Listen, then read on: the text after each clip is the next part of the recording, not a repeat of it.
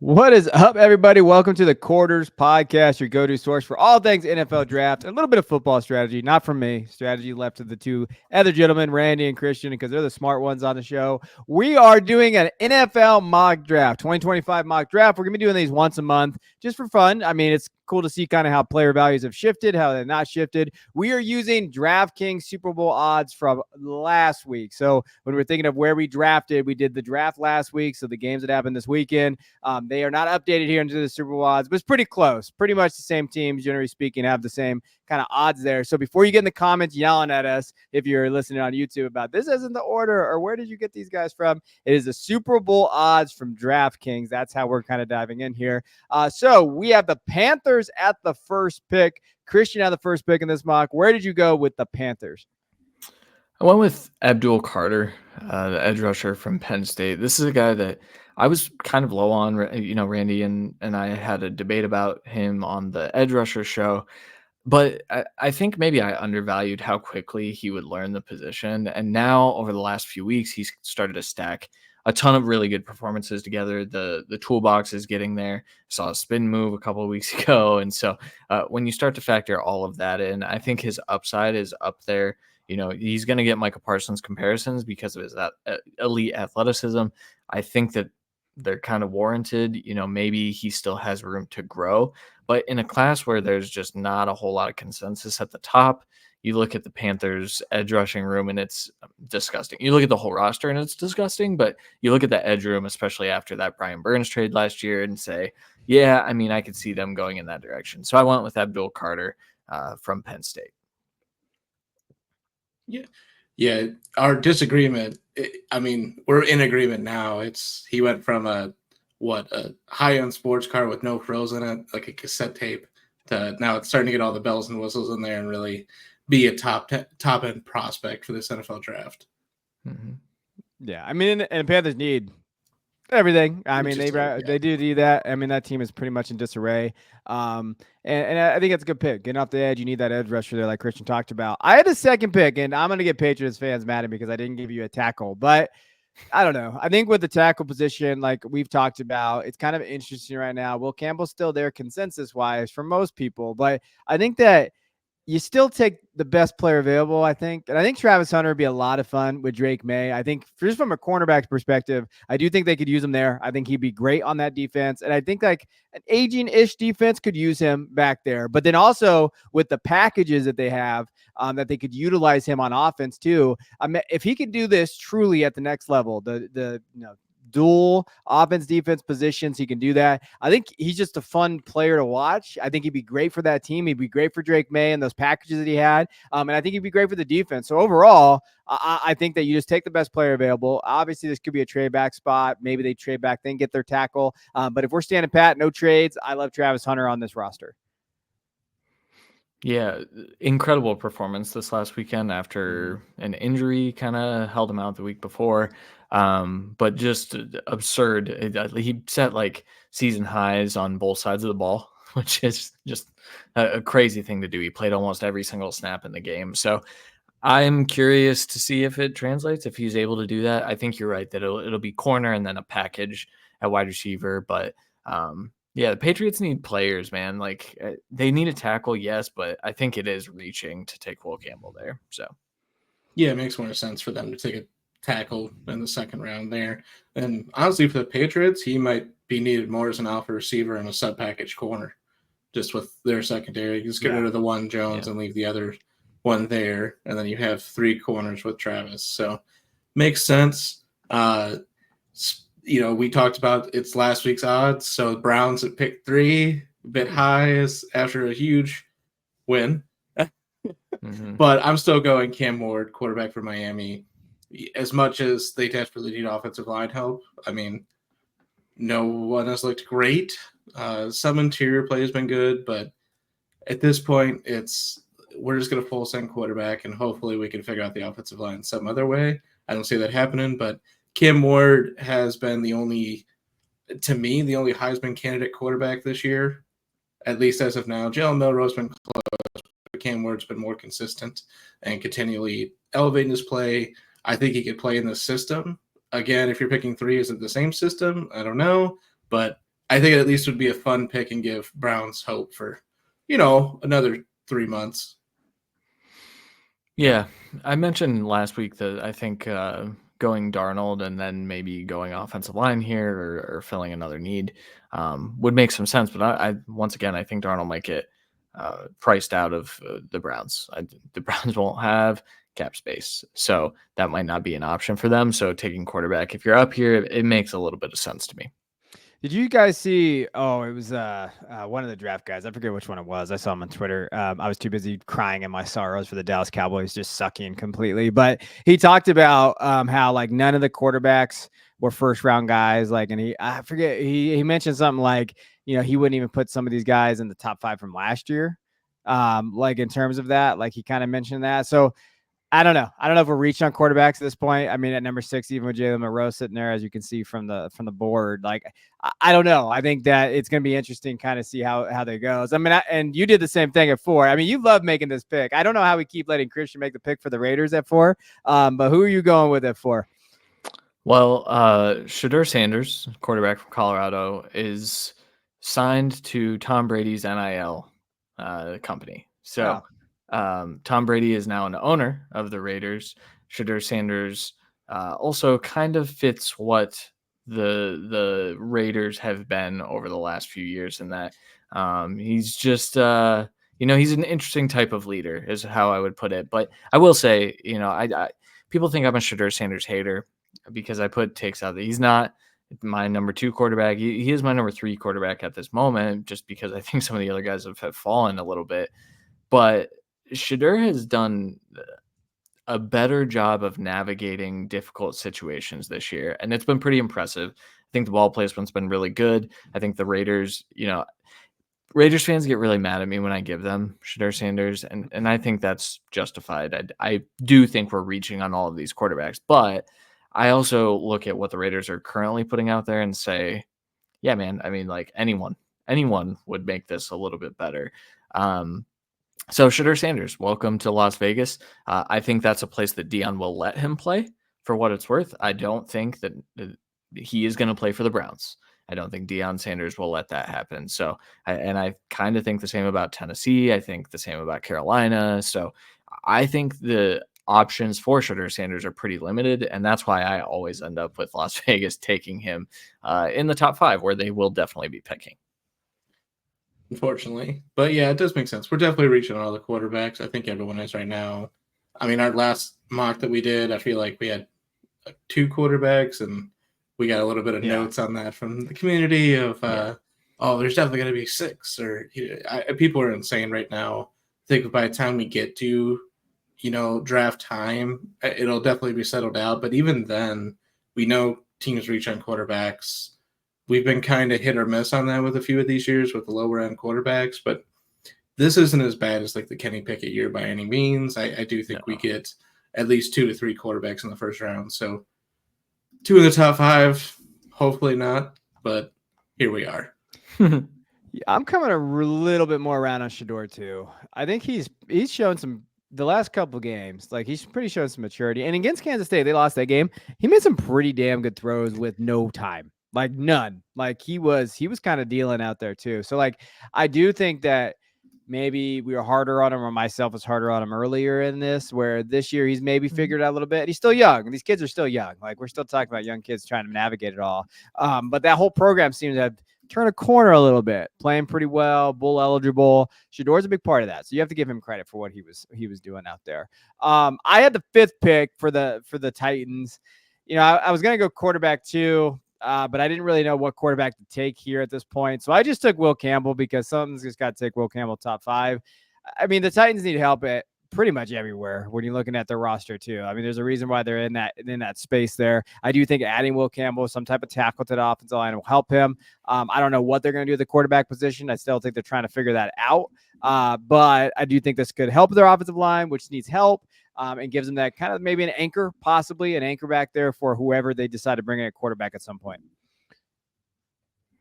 Yeah, Nicholas Petit-Frere is not their starter anymore. I think the last time we gave him a tackle or talked about this team, and we were talking about, yeah, he's been pretty bad. So they're probably going to look to get a right tackle in there. And I do think Will Campbell moving over to the right side, it's tough to say that he can just transition and be the same type of player on the other side.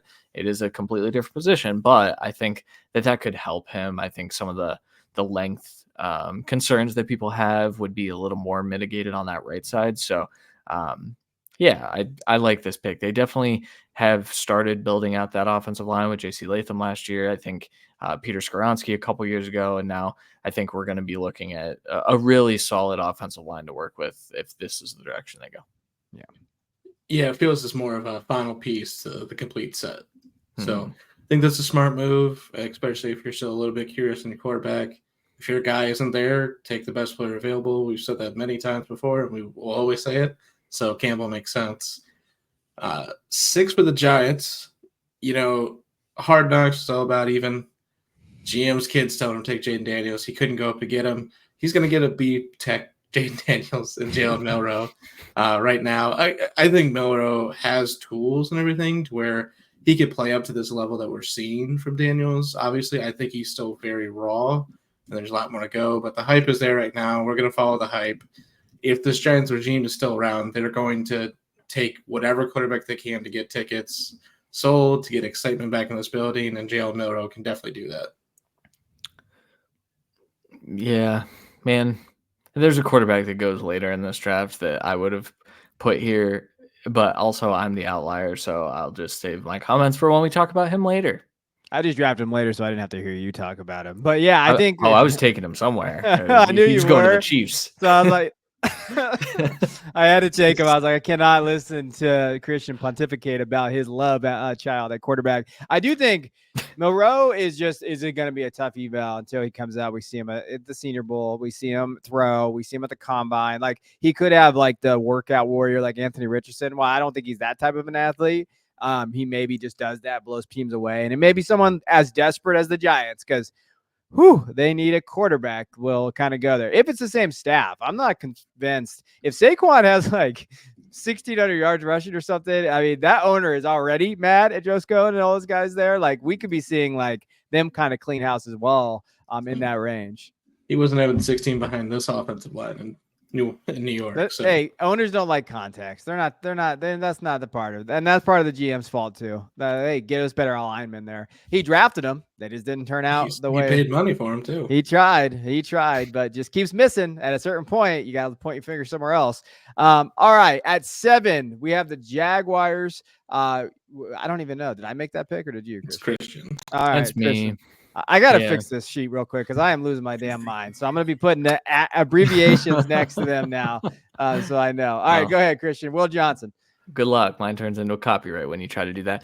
Will Johnson is my pick for the Jaguars at 7, cornerback from Michigan. You'll see he'll be inside a lot of people's top 5 in the class, and I think that's rightfully so. We've seen a really, really good film from him for a long time now, 3 full years. This year, I think Michigan, just in general, a lot of these guys, we have 2 Michigan players in our top 8 here. Spoiler alert for the next pick, but Michigan in general has been a little bit disappointing. I think Kevin can attest to that. But Will Johnson, to me, still ball skills, mirroring ability, just good in man and zone coverage. I think he's a playmaker at the position. He's very similar to Travis Hunter in that regard. I do think if I were grading these 2 out right now, which I already have, spoiler alert, have a lot of grades down, Travis Hunter would still be my CB1 just because of the crazy instincts and ball skills. But Will Johnson has all of that as well. So really good corner class at the top. And the Jaguars just need a lot on that defense. I still think they need a new coach. And I think maybe that could help. But they need to get some talented players. I think Will Johnson's BPA right here or close to it. They really need that pillar player, that cornerstone player in the secondary. Yeah. And Will Johnson's easily that. They haven't had it since Jalen Ramsey. Like they just have not had that guy on that defensive side where they really need it. I mean, they have enough issues that it is. It's gonna be surprising if Peterson's back. But this is a great pick. I think this would be a smash pick for them sitting there. With the Saints, I kind of have this pick here. I'm gonna take Mason Graham. Even though Michigan's having a down year, I think it's more coaching. Shout out Wink Martindale, you son of a gun. But I think it's more on the defensive side there of scheme. Mason Graham's a beast. Mason Graham is very good. I think even from just like he can get after the quarterback too. He's not just a run stuffer. He's pretty versatile. He's athletic. He's quick. There's a lot of things I like about Mason Graham. To me, Mason Graham should be a top 10 pick right now. If we're picking in October right now, obviously we're not. Top 10 is not out of the question mark for Mason Graham. When I wrote my first mock, I had the Patriots picking first overall. This was months ago. I had Mason Graham going first overall. Like from summer scouting, this kid is exactly that. I put our my top 10 in our Discord earlier today. Mason Graham is my number 4 player on my big board right now. So I mean, just an elite defensive tackle, and the NFL needs an infusing of defensive tackles and interior pressure. They're getting it with this class. This defensive tackle class in general is really good, but Mason Graham, arguably the best. It might not be my DT1, but still a top 4 player. Yeah, there's too many 35-year-old D tackles getting a lot of snaps this year. So we need this bad. It was a couple years ago at the running backs where we're like, all right, there's like 15 to get drafted. Some of these 28-year-old, 30-year-old running backs can go out the league now. This is the same thing. Yeah. Except better. Yeah. Dolphins at 9. I went Kevin Banks, junior offensive tackle from Texas. This offensive line is kind of makeshift in terms of what it was for the last couple of years. It wasn't like the best offensive line in football, but it was in the middle of the pack. They lost a couple of guys in free agency. They just couldn't pay the money. You have the weapons. I think you'd love another receiver, but obviously the only way this offense works with this coach and this quarterback is if the quarterback can stay healthy and not get hit in the head. Well, I think that means you have to spend everything you possibly can to have 6 or 7 starting caliber offensive linemen on this team. And I'm taking that shot with Kevin Banks. I think he easily is going to be able to start at one of these tackle positions. I don't care which one it is. I don't care if you have to cut your starting left tackle that you're paying money for right now, trade him away. I don't care. He's the smart pick because if this isn't a starting 5 that you love with 2 solid, inside-outside depth guys, I think you've completely failed the makeup of this team going into next season. My thing with the Dolphins fans get kind of upset with me when I give them offensive linemen. I think because they're holding on to hope that Patrick Paul can be the answer at left tackle. And maybe he can, but also if you're picking top 10 again, you invest in the trenches in this top 10 area. We've seen teams do that. Trenches or quarterback is really, and wide receiver. We've seen that quite a bit over the last few years. This is a team that needs to have a good offensive line. That has been widely established. I think you take the best offensive lineman and then you figure it out. You put Kelvin Banks at left tackle probably. You maybe move Patrick Paul to right tackle. Then you bring Austin Jackson back in to the inside, but maybe keep him on the right side because he's better there. There's things that you can do, but you don't just pass up what you think could be an upgrade because you think you might have someone that you picked in the second round last year. Yeah, who's struggling to get on the field. I do think Patrick Paul is a guard, in my opinion, from scouting and everything I've seen in the NFL. I think he's just going to be better at guard. Yeah, moves well. Hey, you know what? You just got to protect Tua. Just protect Tua. I mean, that should be like your number 1 goal there when you're thinking about him. They're in a disarray, though. The Dolphins are not playing very well right now either. So that's part of that. I think they have some questions to be answered all the way across there. All right, the Rams. We don't know what the Rams are going to be. I think, they could definitely come out of this tailspin or not, but they could be here in the top 10. Where did you lean here, Christian? I want to preface this pick with Cooper Kupp is 31 years old, and next season he will be 32 years old, and that is how ages work. So I'm taking Tet McMillan, wide receiver from Arizona. My wide receiver 1 in this class, I think if you watch college football, you've seen his multiple 200-yard games this year. He's getting Mike Evans comparisons. He's a very, very smooth mover. He's a really, really refined route runner for a guy his size, but he is elite as far as contested catch situations and just going up and getting the ball, hands catching. This is the type of player that he reminds me a lot of Drake London. I've said that before, but Drake London was picked before a lot of really talented wide receivers in that group. And I think Tet McMillan is also going to be picked ahead of a lot of talented receivers at the top of this group as well. LA could use a player like this. I know they have big ball winning guys with Cooper Kupp and Puka Nacua, but they succeed with that. And so you get your kind of Cooper Kupp replacement in a sense with Tet McMillan here if you're picking top 10. I don't think they will be, for what it's worth. But if they are, and Tet's sitting there, take them. I mean, I think it's an interesting pick there. But I think it's fun. It's not chalky, so I like the not chalky aspect of it. But yeah, if Tet's in the top 10 and you're at 10, not a bad pick. I mean, he's looked fantastic. I mean, this last week over 200 yards. He's clearly wide receiver one at this point. I was really pissed because I wanted to take him at 11 to the Broncos, and then you took him. So I just went completely off the board, and I said screw it because I'm so sick of seeing Ashton Jeanty, running back out of Boise State, mocked to the Cowboys. I just can't do it anymore. Like, it just hurts my soul because I don't want to do that to him. So I had him going to the Broncos, and I do think that Peyton's crazy enough for this. Now the Broncos are playing well. So I don't know necessarily where they're going to finish.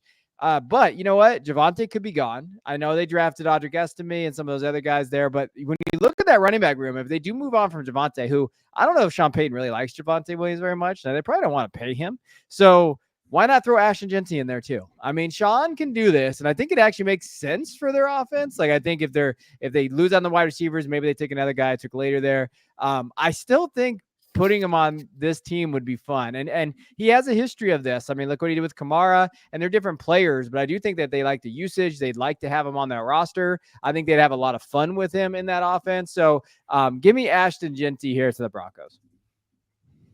I'm into this. I think Peyton is crazy enough to do this. That's my main argument for this, is that dude's a psycho. And you know what? Jeanty's one of the only blue chip players in this class, for what it's worth. So if you have a blue player sitting there and you're outside the top 10 at this point, I think you can justify it. I think Jeanty's going to get taken in that Bijan Robinson, Jahmyr Gibbs range, somewhere in between there. So, yeah. All right. Well, yeah, I mean, the tackles that they probably want are gone. The top two wide receivers are gone. Top corners gone. You know, like it starts to shrink what they would really want. So it makes sense to take a shot there. For the Colts, I mean, we talked about it with the team needs episode. Defense. Just get defense, especially secondary. So I went with what I honestly thought was the best secondary player left on the board, which was Malachi Starks, the safety from Georgia. He was just a playmaker. This team hasn't had good safeties in forever, and they don't really have any great guys back there. The corner room, they have a lot of bodies that kind of rotate in. So instead of taking what would seem like a reach with the top two corners off the board, just because the other corners I don't think have played up to what they could have this far, Starks has played well enough to be taken all the way up here, and it's a great fit with the Colts. Basically, you could cut everyone in that secondary today, in my opinion. Yeah. I like that pick. People get upset when the safety goes this high, but you said it best. This is the best remaining secondary player.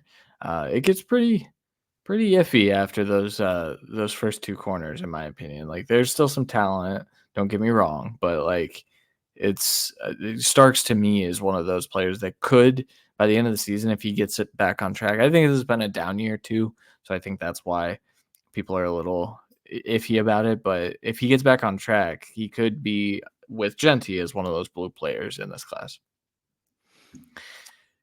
Yeah, I mean, with the way I look at it real quick, Malachi, I mean, he's such a talented guy. I see Christian gets in arguments all the time on social media about Malachi Starks. Whenever Christian uses him as a draft pick out there, like, it's just, hey, you can't take a safety this haul, but you can if he's that talented, right? Like, I think that's really where it comes down to, just what he can do and the difference maker he makes for your defense. We need good safeties again. I'm old though. I miss the old days where we had these good safeties that could just make an impact out there. But that's really kind of where I'm at with Malachi. I think it's a great pick with the Colts too. And they're workout warriors. They love the RAS. They love their relative athletic score. So I mean, he's definitely gonna go high there. Christian at 13 at the Cardinals. Who'd you grab? Arizona Cardinals take Walter Nolan, defensive tackle from Ole Miss. I mentioned that Mason Graham is maybe not my defensive tackle one. Walter Nolan is. I think this is a very, very special player. I've graded him out, and every time I pop on the film, he's winning with power, and so you get slightly concerned that like, oh, he might not have the hands yet or the toolbox yet to get to the quarterback. I don't care.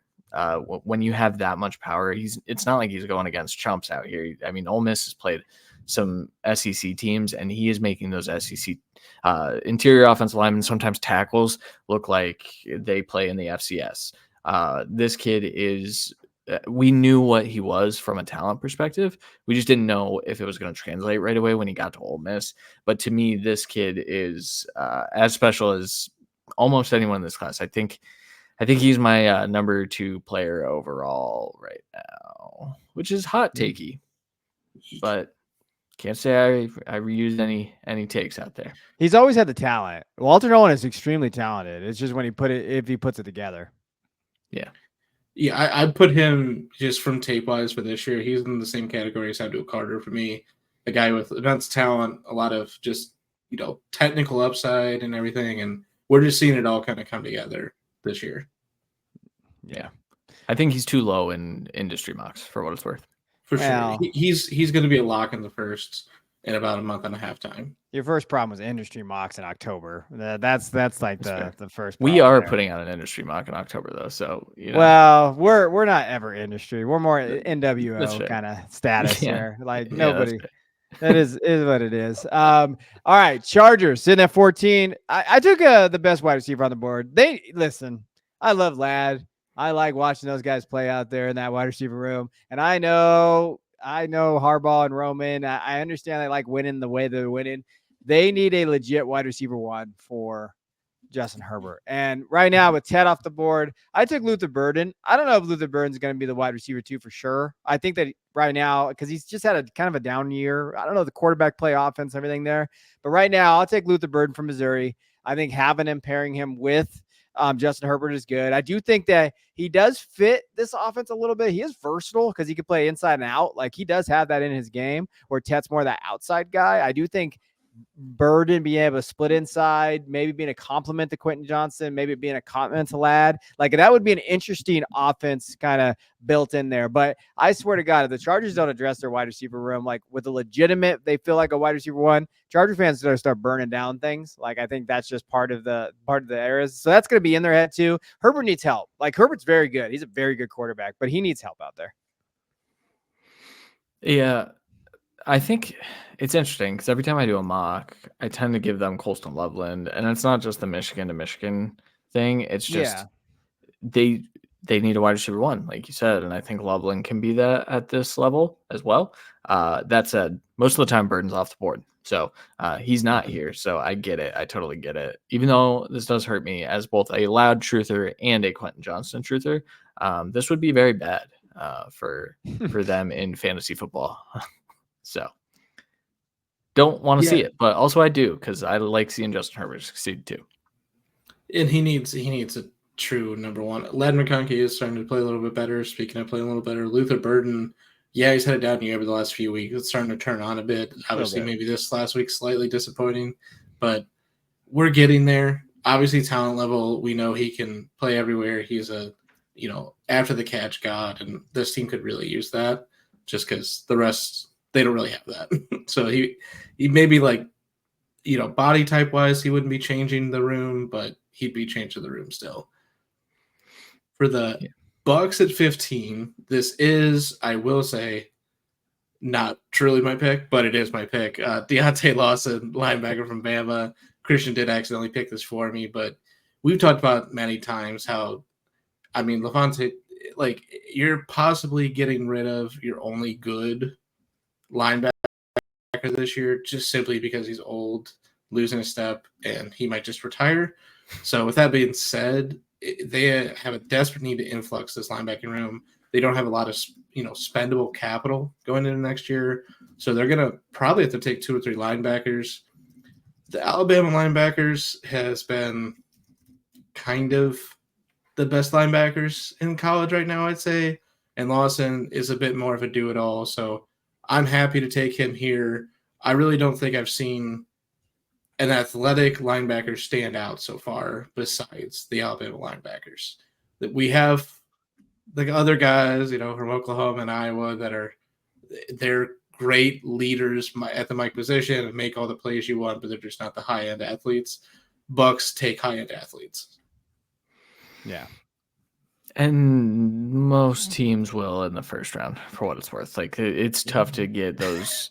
If Those guys are going to get 120 tackles, so it's right, and that's why like linebacker in the first round is mostly frowned upon. I get crucified for this pick, so I'm sorry, Randy, that I made this pick, and now you have to take the crucifixion.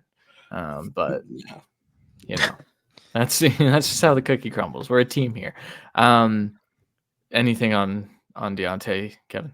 No, I'm gonna let you guys just take the stick on that one for Bucks fans out there. But I just think the Bucks are in a weird spot. Like they're in a weird building, especially with all the injuries at wide receiver too, with Godwin and everything there. Like maybe a wide receiver at this point could be that option for them. If like Luther fell there or whatever, but I don't know. I don't know how that their salary cap's also a little bit. It's interesting. Noted Rakim Jarrett truther. Hey, they need wide receivers. He made it, baby. He had a good week. Actually, Jalen McMillan did too. Baker Mayfield did not, unfortunately. No. So hopefully that gets turned around. For Kevin's Dallas Cowboys, I gave them Princely Umami-Allen, the edge rusher from Ole Miss. This is another kid from Ole Miss that I think most of the concern with him was just off the field and effort. And what we've seen this year is still a little bit of concern about effort, but it's the Cowboys, and sometimes they don't care about that stuff. And so they do need another edge rusher to, get to the passer. Especially there's a big Micah Parsons conversation happening soon, I think. And so I think this could be a little bit of leverage. Umami-Allen is by no means as good as Micah Parsons, but he is super twitchy. He does have elite explosiveness off the line of scrimmage. And those are things that the Cowboys tend to covet in their edge rushers. So while he wouldn't be my pick necessarily in this edge class at this moment, I do think that the Cowboys would prefer him over maybe some of those like traditional bigger type like Michael Williams and Nick Scorton and guys like that. I don't know that they really fit what the Cowboys are trying to do here. Yeah, I mean, this is a good pick. I think edge is a definitely a category to go. I mean, a position to go grab. They need to grab an edge. And I just think they're going to be drafting the top 10 because they suck so bad. So, like, I mean, I'm interested to see where they're going to get when we get into that top 10 conversation. But I think the Micah Parsons thing is real. Like, I do think that there is a possibility that they look at it and say, man, this team is so bad. What are we going to do here? And he is one of the best players in the NFL, but maybe they need more capital. Maybe they knew that. Now that's going to be a mistake because they can't draft for crap, and they're going to destroy their team anyway. But I do think edge is a great grab here. It's a need regardless. You lost your rotational starter, your third edge in free agency this year. You're going to lose at least one edge rusher in free agency this year. It should be Lawrence and not Parsons, but again, Cowboys, we'll see. But I could see them trading away Parsons and be like, oh, well, we still have our starter, something stupid like that. But they need to get a new starting edge rusher too and a third. So to pair with Micah Parsons for the future to rebuild this room. Yeah, 100%. All right, let's jump over to the pick 17. We still got the Jets on here, but after a loss to the Patriots, they're going to be a little lower. But I took here for fun, part of it, so I don't have to listen to Christian talk about it. Drew Aller from Penn State, quarterback for the Jets. Maybe this is the time they look at it and they say, you know what, we have Aaron Rodgers. Who knows what he's going to do after this year? I know Devontae's there, but we've seen teams do this. They draft that bridge guy, that guy that could be, playing a year behind. And Drew Aller from Penn State, if he decides to come out, I think he could use that year to really learn and just kind of understand the offense, whatever the coaching staff's going to be there. And maybe they look for the future here. And especially like, hey, they can't afford to keep missing on these guys. They still have Aaron Rodgers. They still have them there for the future where they can go and get them. Similar a la to like the Falcons, what they did with Kirk Cousins, Michael Penix Jr. Now, You might not love the strategy, but maybe they do that. I think that's the context I took this draft pick here of like, hey, we need that next guy. Now, if they're getting a little, if they're picking any earlier than this, I have a hard time seeing them take a quarterback. They'll probably fill a position of need and maybe take a shot at a second, third round quarterback. But I'll take Drew Alla here for some fun. QB1. That's my QB1. If you haven't heard that take yet, now you have.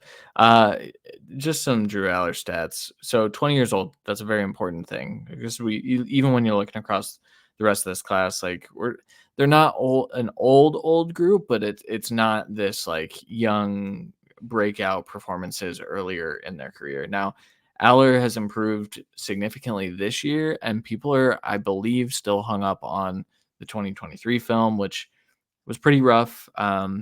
I mean, there were times where like it flashed, the accuracy was inconsistent though. This year, it's still been really good. I think people are still pointing to a few missed throws here and there, but Drew Aller this year, 12 touchdowns, 4 interceptions among players with, a certain like 77 dropbacks or something like that. He's 9th in PFF passing grade. So, I mean, he's putting together an elite season. This week, he has Ohio State. He got hurt last week.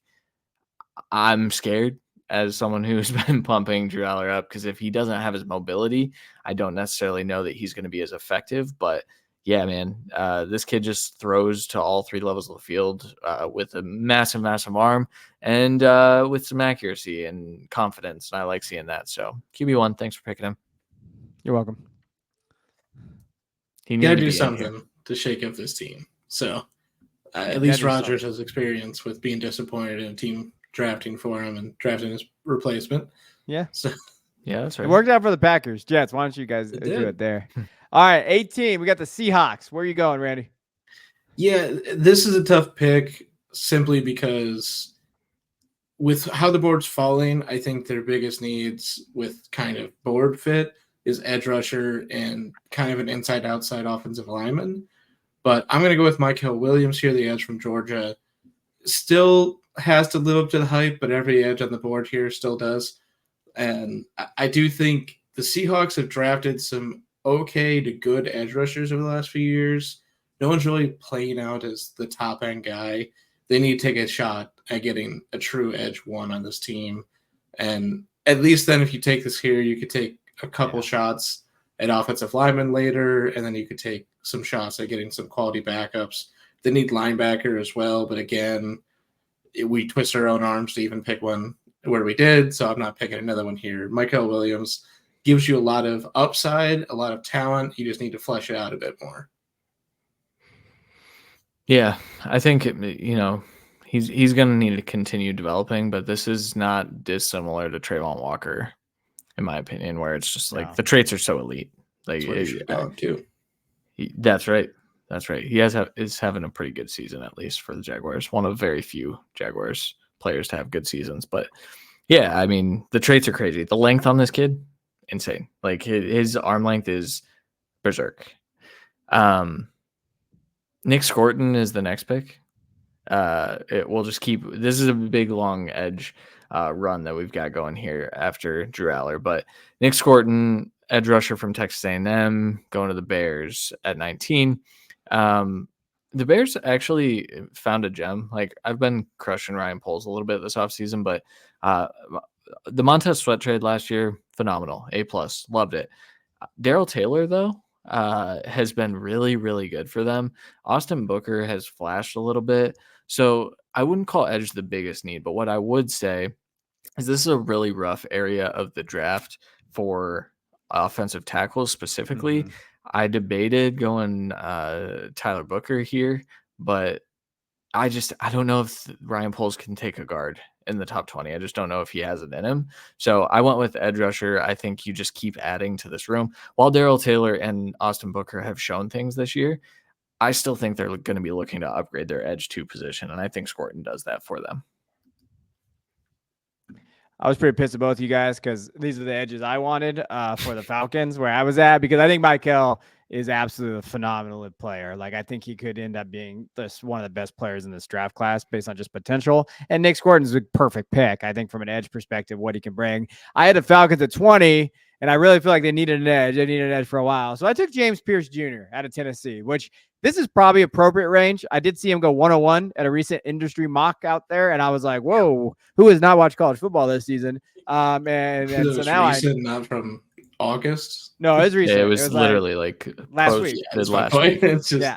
it's like So they haven't actually watched yet. no, I think they just saw last year's mock and said, I'm going to use that guy. And I will say he did have a slow start, but up in his last, against Alabama, if just keep it fair against Alabama, that was his best game this year. And he looked phenomenal. 1.5 sacks, but just the pressures he was getting after quarterback, he kind of changed the game from just a defensive perspective, and his athleticism allows him to do that. So if Pierce plays like that, I think from an upside ceiling perspective, getting him at 20 for the Falcons would be a home run for this team, just based on their need at the position, what they've needed on that defensive line. I think it'd be huge for the Falcons, especially with the window. They think that window's open with Kirk Cousins. Well, this is a guy that can help that window and really kind of go after it, especially division, but also for the playoffs and kind of give you that impact player next year. You're right. This is the appropriate range. I think that's the main thing here is just top 10 was rich. I think when you look at James Pierce, it's really with Michael Williams and Nick Scorton, you see a very high level of ability to play the run. With James Pierce, it's like pass rush only still. And so I think, well, I think that can be obviously beneficial. I've also seen guys like that filter. Josh Uche was that. And he just got traded for a 6th round pick and was a healthy and active. So I get a little concerned. I think Pierce is much better than Josh Uche for what it's worth, but I also think this slow start was a bit concerning. And this is where I'd take a shot on him. Right after like 15, this class gets a little weird.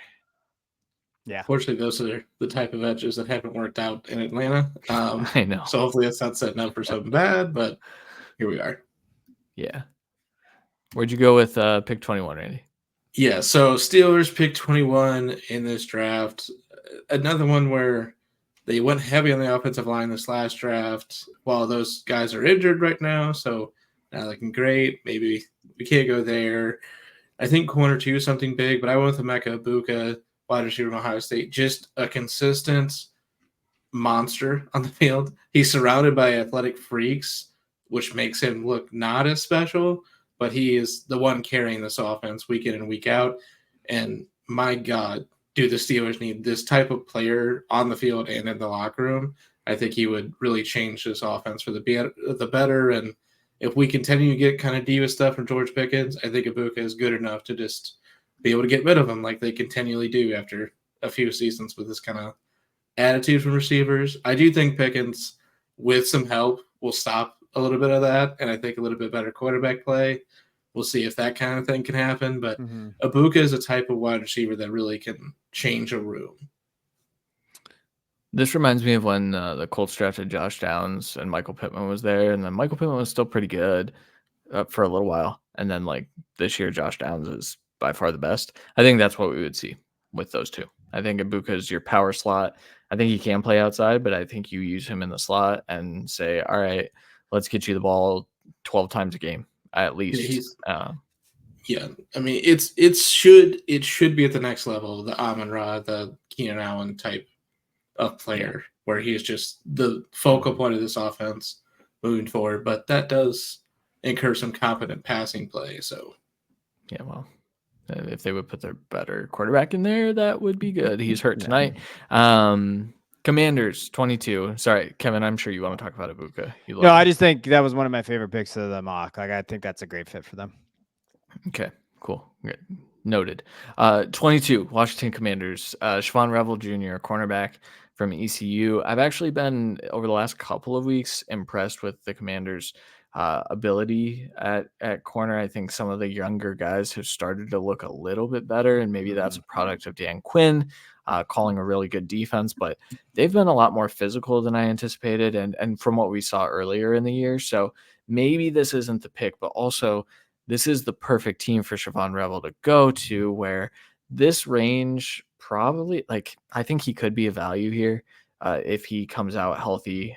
Obviously, he did experience an injury where we're probably not going to get testing from him. And coming from a small school, you get a little concerned. But then you look at like, I believe when I was doing some research, he's already clocked a 4.4 laser timed over the summer. So I don't think teams are going to be super worried about that. I think this gives this defense another weapon out there as well. I think he plays the run really well, which they could definitely use.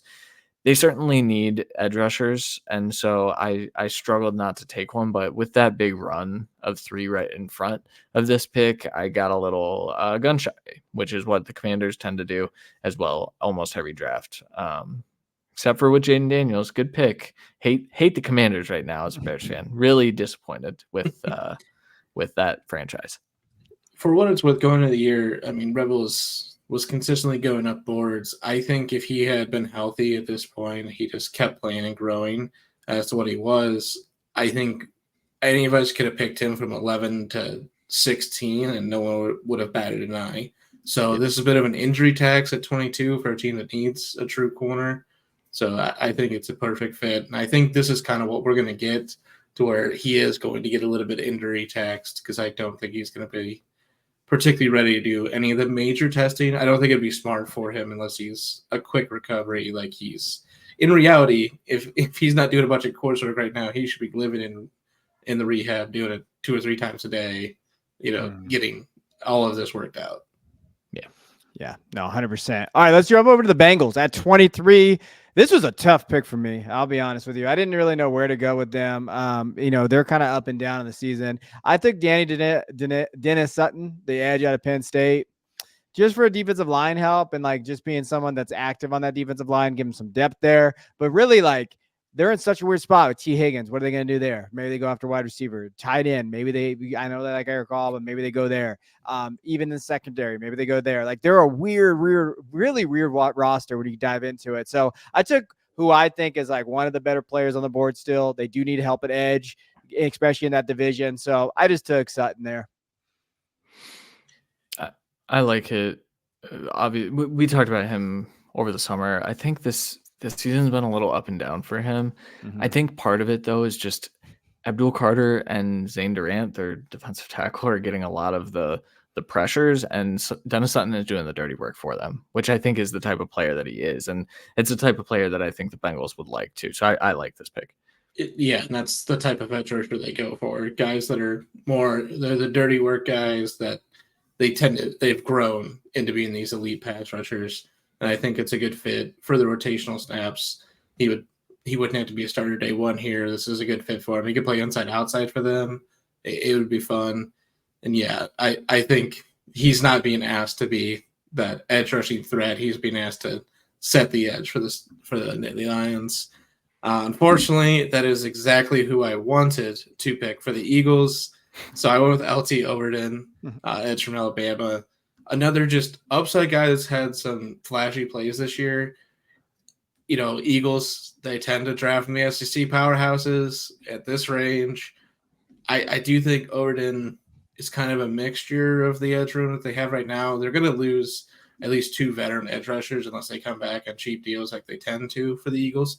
But if they do get money elsewhere or just stop playing, I think Overton can really help reshape this edge rushing room, which I think has been patchwork. They've taken shots at it, but we've said multiple times, it's no one's really stepped up from who they've drafted at the edge rushing position. The D tackles have hit instantly, but not the edges. I haven't graded Overton yet, but I know he's getting a lot of buzz, so I need to. All right, I have the next pick, 25, Houston Texans. I went with Tyreek Williams, and as I typed the pick in, Stephon Diggs had his non-contact knee injury, so I panicked a little bit, and I was like, you know what? Actually, I'm going to take Isaiah Bond, wide receiver from Texas. I think there's a world in which Stephon Diggs isn't on this team next year anyway. We've talked about that a little bit. It just makes sense to continue investing in that position group. I do think that there are definitely more pressing needs, but also there's a chance that Isaiah Bond is viewed as the best player available at this moment. I think he's definitely going to be a better NFL guy than he has been in college. I think part of that has been iffy quarterback play at both Alabama and Texas this year, unfortunately. But I think putting him with CJ Stroud would make this one of my favorite picks of the first round. Yeah, I mean, anytime you play with or CJ Stroud and having Isaiah Bond with him, that would be a hell of a duo there with Nico. And in Tank also kind of having those three guys there if they move on from Diggs. With the Packers sitting there at 26, I think Tyreek Williams, defensive tackle of Ohio State, when he's consistent and on, and he has like that consistent drive and what he can do, he's a top 15 guy in my opinion, because he has that impact on the defensive side. He can be a run stuffer, but he can also get after the quarterback. He's athletic even for his size. Like you watch him, you're like, gosh, this guy can go. I think the biggest thing for him, and that's what probably worries people the most, is his drive consistency. Like it's where is that effort there every play. But I'll take him with the Packers. Packers are also another weird team from a team building perspective of where they could go. But I do think it's defense. I think their offense is pretty shaped in. I think defensively or offensive line, maybe, but I'd say the defensive side. So give me Williams here. Yeah, and they're a D tackle room that could definitely use a third guy right now. Obviously, you have some aging veterans there, and then just some more rotational guys that are more just run stuffers and stuff, where Williams at least gives you both, and I think he gives you the upside to really be the next Kenny Clark for this team. He's my number 7 player on my board right now. Let's move on. Okay. Another guy that has been inconsistent with a hell of a lot of talent, Benjamin Morrison, corner from Notre Dame, going here to the Vikings. Another team that I've picked for that is pretty barren in the secondary. So getting what, in my opinion, is by far the best secondary player left on the board. I think Morrison here, it's one of those, like, I feel like when they picked a few corners and safeties over the last 4 years, we've always been like, wow, I can't believe they fell there. And then they haven't worked out. I'm hoping this is something that changes. Morrison has definitely had some up and down play, but when he's on, he's a top 15 player. He just hasn't been on a lot this season. But I do think with this coaching staff, with this defensive coordinator, I think we'd see the best version of Morrison right away. Yeah, this is one of those we've talked about a little bit where it's like, I think the scheme is really hiding the lack of talent there. And if you start to get talent in there, it's kind of scary what Brian Flores will be able to do. So Morrison to me fits exactly what they want to do. It's just, is he still a first rounder after, up and down play and then also his season ending injury? Does he declare? I think I'm worried about that. Actually, I think I'm more concerned that he just goes back to school to put on some better film, which is fine. And maybe he'll be a top 15 pick in next year's class. So. I do think if he declares, he's definitely a first just from what I saw beforehand. And yeah, like I said, before injury, it's inconsistent, but we've seen some really good play. And again, who else is a first round corner at this point? Yeah. So that's really the issue. That's what I was gonna say too. Like when you get down here, guys, it gets a little rough picking guys. Like, because you're like, where's that talent at? There's a lot of guys gonna come up into this back end of the first. I won't be shocked if we get 3 running backs, if only because teams are like VPA. Let's get a running back. I mean, it would be a little shocking. I guess I would be a little bit surprised, but immediately backtracks. Yeah, I mean, three running backs. That was fast. I haven't heard a backtrack like that as fast as it's been a while since the last time I said a take out loud. Probably, yeah. Let's roll. Cowboys traded for Trey Lance. Okay. Yeah. All right. We don't need to bring that up. That was pretty unnecessary shot at me. I didn't do anything here on this. You've been ducking me for EA college football, so I had to do something. All right, 28, Buffalo Bills. I took Tyler Booker, interior offensive lineman. People are going to be upset about this, but Osiris Torrance hasn't been very good this year. And I know they spent a pretty high value pick on him. The other side, David Edwards, has also been pretty rough. I know both are fairly young and part of what they've tried to build, but I think this is an opportunity to upgrade. And when we're talking about this back half of the first round where the Bills are probably going to pick, if I mean, if they view Tyler Booker as a top 15 player that they're getting at a value, I would not be shocked if that's the direction they go. And I could certainly see it. Just an elite athlete at the position, moves really well, anchors really well, really, really balanced player when he's out in space. It's stuff that the Bills, at this current iteration of the Bills, they need a player like that with Tyler Booker. I think that's part of why Osiris Torrance hasn't played very well, is he isn't that. And so I think they go upgrade their guards and they get Tyler Booker here in the first. Sorry, Bills fans. I know you're probably mad at that. I mean, it comes down to the same thing that we just talked about. I think a lot of Bills fans would be looking at secondary players here, but like we just said, we're picking guys that got injured early this year because there's no one here we want. Yeah, I mean, I went at 29 with the 49ers. I took Jonas Savaiinaia from Arizona. It was closer this time. I got to stop drafting him so I can stop saying his name. But I don't know where Jonah's at in terms of tackle guard. I think he could kind of play both there. But the thing with me with the Niners is they need depth at the offensive line position. They're aging there. And I think that window is, I mean, they look good against Cowboys, but who doesn't? Like, that window to me is either closed or it's closing fast, but get help at that offensive line, figure out where he can play and just play him. I like it. Do you guys think the 49ers would consider a quarterback? No. Because they can't draft one in the first, so. I don't think so. That's true. They'll wait till the 7th. 7th round, Graham Mertz. Yep. That's Will Howard. Come on down. That's yeah, it's great. Yeah, I mean, I think Judd at least gives you that inside-outside versatility. I think with how the 49ers like their tackles, I would assume he'd probably kick in, but he's athletic enough to play both for them and kind of just fit in where they need. They desperately needed to invest in this offensive line over the last couple of years, and they haven't. I think they do that this year, and it's smart, especially because do you want another receiver? If you're trading Debo, great. Who are you taking? You know, it's the same thing we've talked about for a few of these teams where you could get something else that maybe is a more dire thing, but I think offensive line is a dire need for the Niners, if anything, just to give them more options of who's going to start, because it's definitely been inconsistent play in that offensive line. Yeah. Yep. All right. For the Lions at 30, I joked in our text message, do we make the, team up north and Ohio State connection, the alliance that never should happen. But Jack Sawyer, the edge from Ohio State, just makes so much sense for the Lions. He's the type of player that they want. He's going to, obviously he's going to be a workout warrior for them. And just the thought of consistent play alongside Aiden Hutchinson is a truly scary thought for a Detroit Lions team that is every week getting scarier and scarier.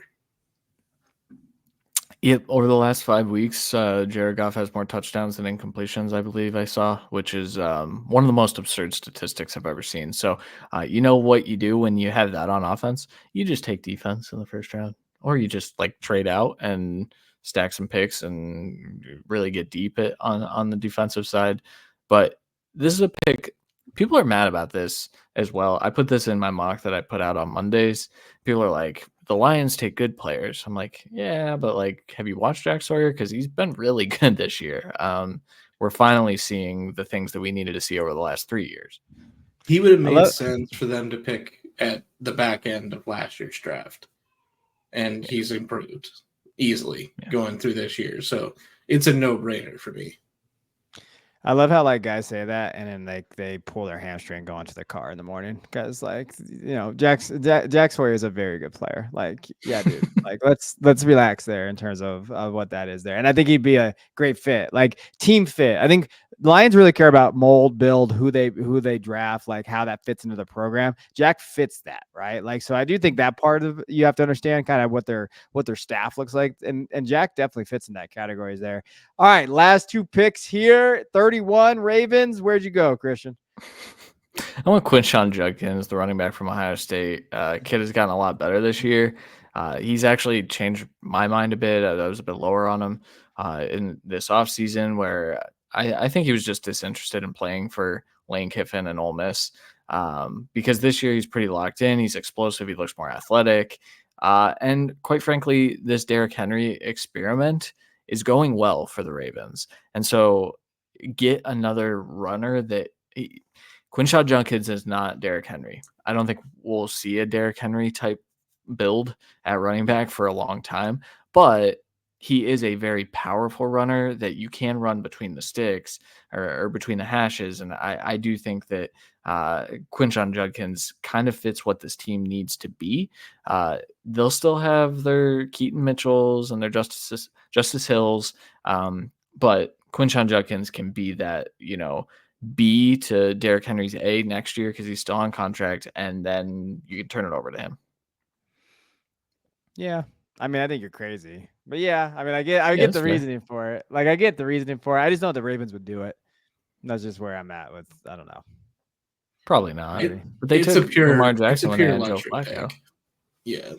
It's a pure luxury pick. Whoa. Do not compare that. Like, that is not like. I was hoping I was going to skate through that. It slipped in for a second. I was like, wait. Pause. Yeah, that's a completely different take there than the comparison than Quinshaw Judkins and Derrick Henry. Listen, you have an elite player at the position in Joe Flacco, and you take Lamar Jackson. Same thing here. It is a luxury pick, though. You're right.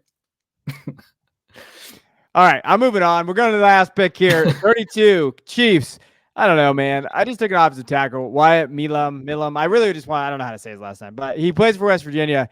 He's actually, he's playing really well right now. And when you're looking at kind of his numbers, according to PFF and everything out there, he's not allowed a single sack or QB pressure this season. So he's one of those guys that maybe rising up. I saw him a little bit in some first round mocks the last couple of weeks. So, Chiefs, they're pretty luxury out there. Do they spend? I was thinking about this. Do they spend another pick on a wide receiver at this point? They just traded for DeAndre. They kind of have their spots with what they need. Maybe they just go offensive tackle, try to shore up some of that offensive line to protect Patrick Mahomes. And that's kind of what they do. This is a very luxury pick, though. They can really go wherever they wanted. Yeah. I mean, it's kind of the pick of the litter, but just, it's just everything that the top end talent's gone. Where they're picking here. I think this is easily, we see the Chiefs basically trade up every year. They're easily trading up here to get a better version of what you're saying here. But I think it's just another offensive lineman that is in contention for the first round this year. We have, it feels like 24 and no one locking in their spot except maybe the top two. So let's hope that at least Milam can get to that aspect. I think he does fit. This team needs tackle help easily. You need to retain your guard. Your interior's locked if you can spend the money. So I think you get cheaper at the tackle position.